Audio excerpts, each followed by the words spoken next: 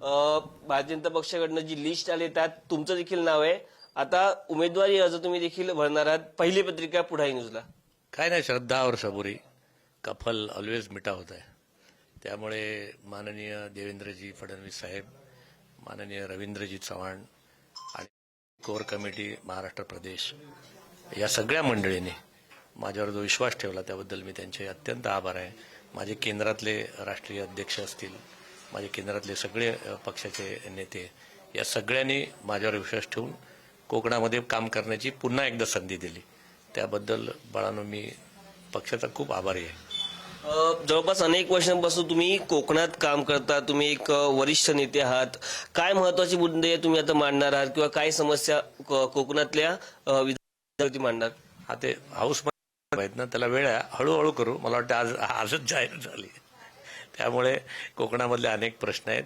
आणि बाळा, आता आम्ही सत्तेत आहोत आणि आमचे पालकमंत्री नितेशजी राणे असतील, उदयजी सामंत असतील रत्नागिरीची, ही कोकणातली मंडळी, आमदार खासदार नारायणराव राणे साहेब आहेत, हे सगळी छान प्रकारे करतायत. म्हणजे ते काय मीच येऊन करतोय असं काय नाही बाळा, ते सगळे करतायत. त्याच्यामध्ये खारीचा वाटा म्हणून मी काही ना काही सुचवण्याचं काम करेन.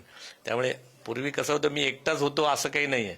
त्यामुळे सगळी मोठी मंडळी काम करतायत आणि देवेंद्रजीच्या नेतृत्वाखाली त्याच्यामध्ये एक काही ना काही खारीचा वाटा मी त्याच्यामध्ये करतो. त्यामुळे मीच लगेच आलो, आज केलं नाही, मी उद्या कोकणाचा विकास केला बाळा, आलो असं काही नाही. माझा पक्ष, माझे नेते सक्षम आहेत आणि ते नक्की करतील. त्यांनी मला एक त्याच्यामधला एक बिंदू आहे की आणखीन त्या सेवेमध्ये मला रुजू केलेलं आहे. ती माझी सेवा मी नक्कीच रुजू करेन. कोकणातल्या अनेक प्रकल्पाचा तुम्ही पाठपुरावा देखील केला होता. आता थेट विधान परिषदेत जाल आणि त्या संदर्भात तुम्ही भाषण देखील, वक्तव्य देखील करणार आहात. काय काय एजेंडा काय असेल तुमचा आता?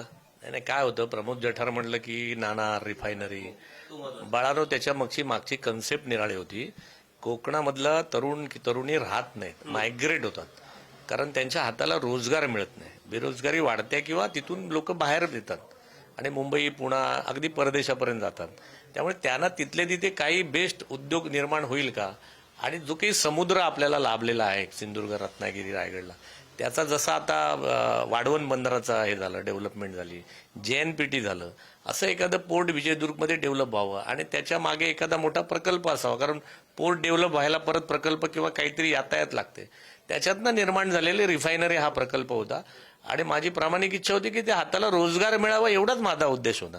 त्यामुळे आज तो आता प्रकल्प उद्या पक्षाने सांगितलं व्हावा तर होईल, पक्षाने सांगितलं नाही तर नाही होणार, किंवा तत्सम इतर काही प्रकल्प होईल का, याच्यासाठी माझा पाठपुरावा राहील. परंतु बेरोजगारांच्या हाताला काम, त्या तरुणाच्या हाताला काम, हा माझा मात्र प्रामुख्याने अजेंडा राहील. नाही, आपण पाहिलं हे होते आताच ज्यामध्ये भारतीय जनता पक्षाने जी उमेदवारी जाहीर केली त्यातले एक असे उमेदवार म्हणजे प्रमोद जठार. कॅमेरा पर्सन नागेशसह मी पद्मेश पवार, पुढारी न्यूज, मुंबई.